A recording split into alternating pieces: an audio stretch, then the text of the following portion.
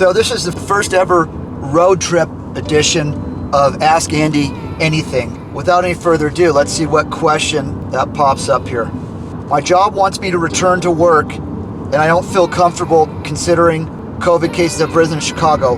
What do I do? I'm not sure how the policies are in Illinois, or actually a lot of these are city by city. Some are governors, some are mayors. I would just check to see what the rulings are in your city. If the coronavirus breaks out in the office, some people get ill or someone even dies from it, then they can sue the company. Here's the thing. When the pandemic first broke out, no one knew anything. So right now, from all the research that I've done, in order to get the coronavirus, you have to be, number one, indoors, number two, inside of 6 feet for 15 minutes with someone that physically has the virus. My understanding is if you're asymptomatic, then you can't pass it on to somebody else. The way that's set up, I know for California, things have to be set up to protect you. So if you're in cubicles, there'd be like a person in every other cubicle instead of one in every cubicle.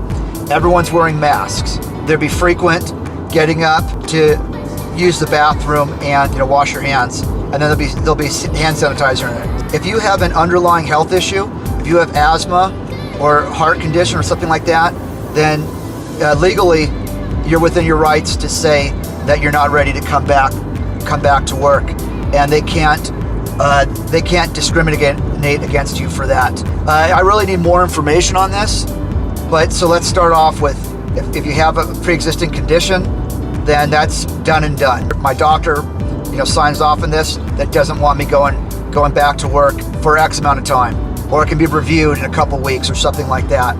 But Chicago is a big city, so if you're talking about, that's why New York City was the epicenter for the United States, because everyone's so close together. So if you're, I guess, concerned about maybe you need to take public transportation to get to your work, then that's a thing. It's very difficult to get it. You have to be really in a social environment where for 15 minutes someone's not wearing a mask and they're basically spitting in your face.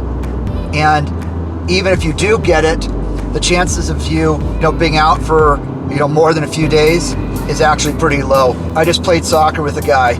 His hand got in my mouth in the game, and that's another thing. You can't get it from sweat. It has to be from saliva. It has to be projected out. So someone could be talking to you is more dangerous than if someone has it, than somebody that has a sweaty hand. This guy, turns out he had the coronavirus 3 weeks before, and I wasn't wearing a mask in the game. I wasn't really that freaked out because they've been playing for like 6 weeks before I even started playing, and nothing had happened to anybody. But I had with me some rubbing alcohol. I had this with me, so I just sprayed that in my mouth and swished it around. And then when I got home, I gargled for a minute with hydrogen peroxide. It's a fairly liberal city. The more liberal cities are, making sure that people are spread out, people are, wearing masks, that there's plenty of hand sanitizer around, that you have access to a bathroom, to wash your hands with hot water and soap. Again, unless you have a underlying condition, then there shouldn't be an issue if you follow all the safety parameters. Please get back to me on this. I want to hear what the result is. I hope that helps. And as always, you can send me a direct message to andrew@askasalesrecruiter.com. And if you like what I have to say, then please subscribe to my YouTube channel. I'd appreciate it. Thanks a lot.